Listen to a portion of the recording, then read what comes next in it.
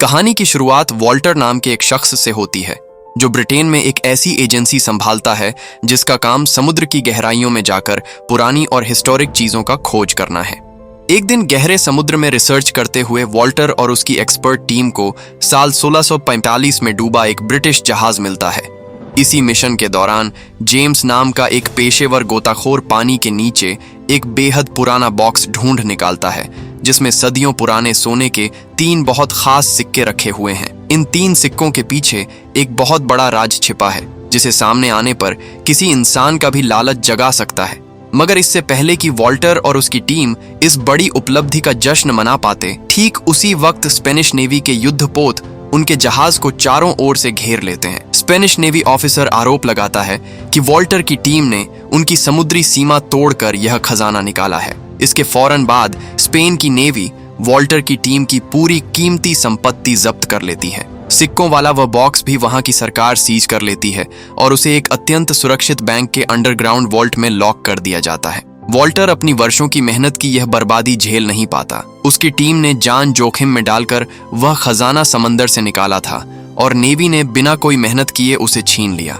बदला लेने के इरादे से अब वह बैंक में घुसकर अपने 3 सिक्के वापस चुराने की एक मास्टर प्लान बनाने लगता है। लेकिन यह मुश्किल काम वॉल्टर अकेले नहीं कर सकता था, इसीलिए वह अपने ही देश के एक जीनियस स्टूडेंट थॉम को साथ ले लेता है जो बेहद कम उम्र में असाधारण दिमाग का मालिक है। थॉम अभी यूनिवर्सिटी की पढ़ाई ही पूरी कर रहा था, लेकिन उसकी काबिलियत देखकर दुनिया की कई बड़ी टेक कंपनियां उसे बिना डिग्री के ही ऊंचे ओहदों की नौकरी ऑफर कर रही थीं। हर महीने करीब 4 लाख सैलरी और शानदार सुविधाओं का वादा था। लेकिन थॉम किसी भी कंपनी के कॉरपोरेट नियमों और पाबंदियों में बंधकर काम नहीं करना चाहता था और यहीं उसकी मुलाकात वॉल्टर से होती है। वॉल्टर उसके सामने एक बड़ा प्रस्ताव रखता है और कहता है, मैं चाहता हूं कि तुम दुनिया के सबसे एडवांस और सुरक्षित बैंक की सिक्योरिटी क्रैक करने में हमारी टीम की हेल्प करो ताकि मैं अपनी वह अनमोल चीज वापस पा सकूं जिसे मैंने खुद गहरे समंदर से निकाला था। यह सुनकर थॉम हैरान रह जाता है और पूछता है, क्या आपको सच में लगता है कि मैं कोई अपराधी हूं? वॉल्टर हल्की मुस्कान के साथ जवाब देता है कि इस गुप्त मुलाकात से पहले उसने थॉम के बैकग्राउंड और उसकी शानदार आईक्यू की पूरी जानकारी हासिल कर ली है। वह आगे कहता है, हमें तुमसे कोई चोरी नहीं करवानी, बस तुम अपनी समझदारी से उस पेचीदा तिजोरी के वर्किंग सिस्टम और पूरे लेआउट को समझने में हमारी टीम की मदद करो। थॉम अब भी असमंजस में होता है और पूछता है कि उसे इतना यकीन कैसे है कि वह इस गैर कानूनी काम के लिए राजी हो जाएगा। तभी वॉल्टर अपना आखिरी और सबसे बड़ा दांव खेलता है। कहता है कि अगर मिशन कामयाब रहा तो थॉम को इतना बड़ा हिस्सा मिलेगा कि उसकी आने वाली कई पीढ़ियां बिना कुछ किए ऐशो आराम की जिंदगी जी सकेंगी। इतना कहकर वह स्पेन का एक हवाई टिकट टेबल पर रखकर वहां से निकल जाता है। थॉम घर लौटकर इंटरनेट पर बैंक ऑफ स्पेन के बारे में खोजबीन करता है और जान पाता है कि उसकी तिजोरी दुनिया की सबसे पेचीदा तिजोरी मानी जाती है जिसे आज तक कोई तोड़ नहीं पाया। यह चुनौती देखकर उसकी दिलचस्पी और बढ़ जाती है और वह वॉल्टर के साथ जाने का फैसला कर लेता है। अगले दिन वह अपने पिता को फोन पर बताकर फ्लाइट पकड़ता है और मैड्रिड एयरपोर्ट पहुंचता है। वहां उसकी मुलाकात लोरेन से होती है, वॉल्टर की चालाक एजेंट जो हर मिशन पर अपनी आइडेंटिटी बदल लेती है।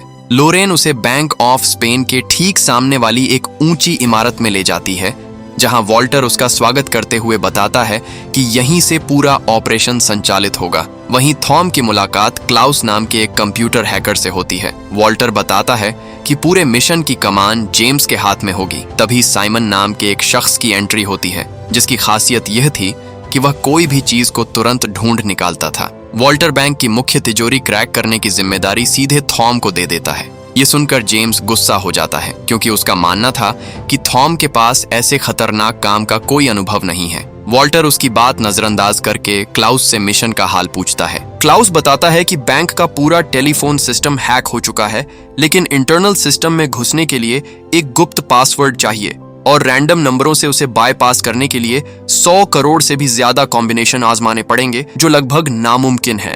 तभी थॉम एक तरकीब सुझाता है। जो बैंक स्टाफ इस वक्त छुट्टी पर है उसे बैंक के किसी मेन नंबर पर कॉल करके खुद को बैंक ऑफ स्पेन की कस्टमर केयर या वॉइसमेल सर्विस का एजेंट बताया जाए और फिर कहा जाए कि उनके अकाउंट पर एक जरूरी मैसेज आया है, जिसे सुनने के लिए बीप के बाद अपना सीक्रेट पासवर्ड डालें। शुरुआत में टीम के बाकी सदस्यों को यह आइडिया काफी बचकाना लगता है, लेकिन हैरानी की बात यह होती है कि थॉम की यह सोशल इंजीनियरिंग ट्रिक बिल्कुल सटीक बैठ जाती है। इस छोटी सी चाल से क्लाउस को बैंक के अंदर लगे कुछ अहम कैमरों की लाइव फुटेज तक पहुंच मिल जाती है। तकनीकी रूप से यह कोई मुश्किल तरकीब नहीं थी, लेकिन जो इस खेल के दांव पेच नहीं जानते, उनके लिए इसे अंजाम देना नामुमकिन जैसा ही था। वॉल्टर थॉम का शुक्रिया अदा करता है और लोरेन भी उसकी तेज सोच से काफी प्रभावित हो जाती है। इस पहली बड़ी कामयाबी के बाद वॉल्टर थॉम के सामने उन 3 पुराने सोने के सिक्कों का असली राज खोलता है। यह रहस्यमयी कहानी 16वीं सदी के एक ब्रिटिश समुद्री लुटेरे से जुड़ी है, जिसने स्पेन के एक शाही जहाज से अरबों का खजाना लूटकर उसे किसी अनजान टापू पर छुपा दिया था। मगर आज तक कोई खोजी या सरकार उस खजाने की सही जगह का पता नहीं लगा पाई। करीब 30 साल पहले वॉल्टर ने एक बेहद पुराना गुप्त पत्र खरीदा था, जिसमें उस खजाने के ठिकाने से जुड़े कुछ संकेत दर्ज थे। बरसों की रिसर्च के बाद यह साफ होता है कि उस खजाने की सटीक लोकेशन और उसके कोऑर्डिनेट्स उन्हीं 3 सोने के सिक्कों पर बारीक नक्काशी के जरिए अंकित हैं। वॉल्टर ने अपनी जिंदगी के कई साल समंदर की लहरों के बीच उन कीमती सिक्कों को ढूंढने में दांव पर लगाए थे, लेकिन अफसोस कि वही सिक्के अब स्पेन सरकार के कब्जे में दुनिया के सबसे सुरक्षित बैंक के लॉकर में बंद पड़े हैं। वॉल्टर अपनी टीम से वादा करता है कि अगर यह हाइस्ट कामयाब रही तो खजाने का हिस्सा सब में बराबर बांटा जाएगा। साथ ही वह थॉम को यह भी भरोसा दिलाता है कि अगर किसी वजह से मिशन नाकाम भी रहा, तब भी उसकी मेहनत और वक्त के बदले उसे एक बड़ी रकम दी जाएगी। लंबी माथापच्ची के बाद पूरी टीम मिलकर बैंक में घुसने का पहला पुख्ता ब्लूप्रिंट तैयार करती है। योजना के तहत सबसे पहले वे बैंक स्टाफ बनकर एक इंडस्ट्रियल क्लीनिंग कंपनी को फोन करते हैं और झूठी सूचना देते हैं कि बैंक के अलार्म सिस्टम में तकनीकी खराबी आ गई है, इसलिए कुछ दिनों के लिए सफाई का काम रोका जा रहा है। इसके फौरन बाद साइमन और थॉम उसी क्लीनिंग कंपनी के नकली कर्मचारी बनकर सीधे बैंक के मुख्य गेट पर पहुंच जाते हैं। दोनों की एक्टिंग इतनी सटीक होती है कि तैनात सिक्योरिटी गार्ड्स को रत्ती भर शक नहीं होता और वे आसानी से सिक्योरिटी चेक पार करके बैंक के भीतरी हिस्से में दाखिल हो जाते हैं। दूसरी ओर चालाक लोरेन एक आर्ट एक्सपर्ट का रूप धरकर पहुंचती है, जो महंगी और दुर्लभ पेंटिंग्स की जांच करती है। वह बैंक प्रशासन को यह दिखाने आई है कि वहां रखी ऐतिहासिक कलाकृतियों को कोई नुकसान तो नहीं पहुंचा। पूरे आत्मविश्वास से वह वहां के चीफ सिक्योरिटी ऑफिसर गुस्तावो से मिलती है और आर्ट की उसकी गहरी समझ देखकर गुस्तावो को उस पर जरा भी शक नहीं होता। इसी बातचीत के बीच लोरेन बड़ी चतुराई से अपना बबल टी कप गुस्तावो के हाथ में थमा देती है ताकि चुपके से उसके फिंगरप्रिंट्स हासिल कर सकें। उधर अपने गुप्त ठिकाने पर बैठा क्लाउस सीसीटीवी के जरिए बैंक के भीतर अपने साथियों की हर हरकत बारीकी से ट्रैक कर रहा होता है। वह तुरंत साइमन को इशारा भेजता है कि बिना किसी की नजर में आए वह बैंक के वीआईपी टेक्निकल रूम में घुस जाए। साइमन बिना देर किए वहां पहुंचकर अपने साथ लाया एक जासूसी गैजेट मुख्य सिग्नल पोर्ट से जोड़ देता है। इस दांव से क्लाउस को बैंक के पूरे सिक्योरिटी ग्रिड का एक्सेस मिल जाता है।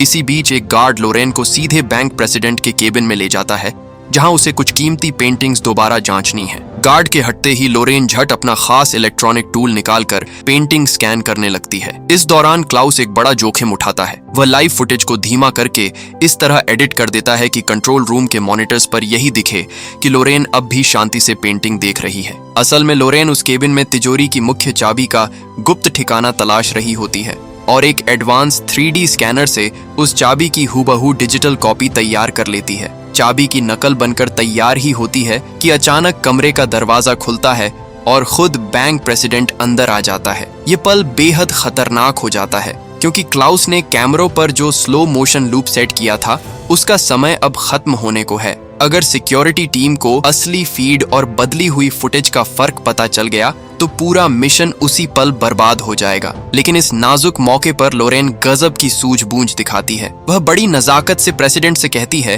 कि वे थोड़ा साइड हो जाएं ताकि वह आर्टवर्क की एक बेहतरीन तस्वीर ले सके। वह बिना शक किए हट जाता है और लोरेन अपनी हाजिर जवाबी से इस बड़े खतरे को टाल देती है। थोड़ी देर बाद बैंक प्रेसिडेंट केबिन से बाहर निकल जाता है और लोरेन को अपना बचा हुआ काम पूरा करने का मौका मिल जाता है। वह बिना पल गंवाए फुर्ती से दूसरी चाबी को भी स्कैन कर लेती है, जो एक और कीमती पेंटिंग के पीछे बड़ी चालाकी से छिपाई गई थी। ठीक इसी वक्त थॉम को एक बेहद जोखिम भरा काम सौंपा जाता है। उसे बैंक के मुख्य मीटिंग रूम में जाकर टेबल के नीचे छिपते हुए अपने एडवांस स्कैनर से नीचे बनी रहस्यमयी तिजोरी का पूरा नक्शा और ढांचा तैयार करना था। लेकिन बदकिस्मती से तभी बैंक के कुछ बड़े अधिकारी अचानक मीटिंग के लिए उसी कमरे में आ जाते हैं। थॉम के पास सांस रोककर चुपचाप टेबल के नीचे दुबकने के अलावा कोई चारा नहीं बचता। तभी एक स्टाफ के हाथ से कुछ जरूरी फाइलें फिसलकर फर्श पर गिर जाती हैं और जैसे ही वह उन्हें उठाने झुकता है, थॉम की जान सांसत में आ जाती है। लेकिन ठीक उसी पल पूरे बैंक में अलार्म बज उठता है, जिसे सुनते ही सभी अधिकारी मीटिंग छोड़कर बाहर भाग जाते हैं और थॉम बाल बाल बच जाता है। असल में थॉम की स्कैनिंग मशीन से निकल रही इलेक्ट्रोमैग्नेटिक तरंगें ही अलार्म सिस्टम को सक्रिय कर बैठी थीं। अलार्म बजते ही बैंक के ठीक सामने बने मिलिट्री हेडक्वार्टर से मरीन कमांडो और सिक्योरिटी गार्ड तुरंत हरकत में आ जाते हैं और पल भर में पूरी बिल्डिंग को घेर लेते हैं। गुस्तावो आदेश देता है कि जांच पूरी होने तक कोई भी बैंक परिसर से बाहर नहीं जाएगा। उधर लोरेन ने दूसरी चाबी की डिजिटल कॉपी तो बना ली थी, लेकिन पाबंदियों के चलते उसे वापस उसकी जगह रखने का मौका नहीं मिल पाता। तभी बैंक प्रेसिडेंट वहां पहुंचकर सुरक्षा कारणों से उसे तुरंत बाहर चलने को कहता है। यह अचानक आई मुसीबत पूरी टीम को हिला देती है। सब अपने गुप्त ठिकाने पर घबराए बैठे हैं कि अब क्या किया जाए। तभी थॉम खुद आगे आता है और कहता है कि वह जान जोखिम में डालकर लोरेन के हाथ से छूटने वाली उस चाबी को हवा में ही लपक लेगा और वापस तिजोरी की गुप्त जगह पर फिट कर देगा। थॉम गजब की फुर्ती दिखाते हुए चाबी को जमीन पर गिरने से पहले ही बिना आवाज किए हवा में कैच कर लेता है। लेकिन जैसे ही वह उसे वापस जगह पर बिठाता है, अचानक एक सिक्योरिटी गार्ड कमरे में आ जाती है और सख्ती से पूछती है कि वह इस प्रतिबंधित इलाके में क्या कर रहा है। थॉम फौरन मासूम चेहरा बनाकर कहता है कि उसने कानों में हेडफोन लगाकर तेज आवाज में गाने सुन रहे थे, इसलिए अलार्म की आवाज सुनाई नहीं दी। गार्ड झिड़क कर उसे तुरंत वहां से निकल जाने को कहती है। इस बीच कंट्रोल रूम में बैठे गुस्तावो को पता चलता है कि अलार्म का सिग्नल सीधे मुख्य तिजोरी वाले हिस्से से आया था। अब हम देखते हैं कि फ्रांस के पश्चिमी तट के एक खूबसूरत टापू पर वॉल्टर की पूरी टीम इस कामयाबी का जश्न मना रही है।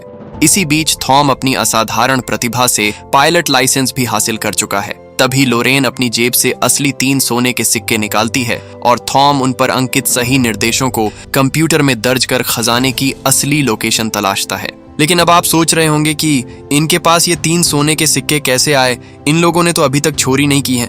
ये आगे की कहानी में पता चलेगा। इसे जानने के लिए आपको देखना होगा पार्ट 2। तो अगर आपको ऐसी दिलचस्प वीडियोस पसंद आती हैं तो सब्सक्राइब कर लीजिए अपने चैनल क्लाइमैक्स मूवीज को। मिलते हैं अगली वीडियो में, तब तक के लिए बाय बाय।